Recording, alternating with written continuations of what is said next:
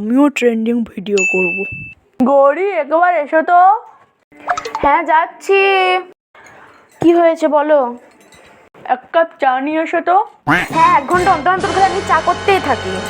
আহা নিয়ে এসো না। আনছি। A few moments later.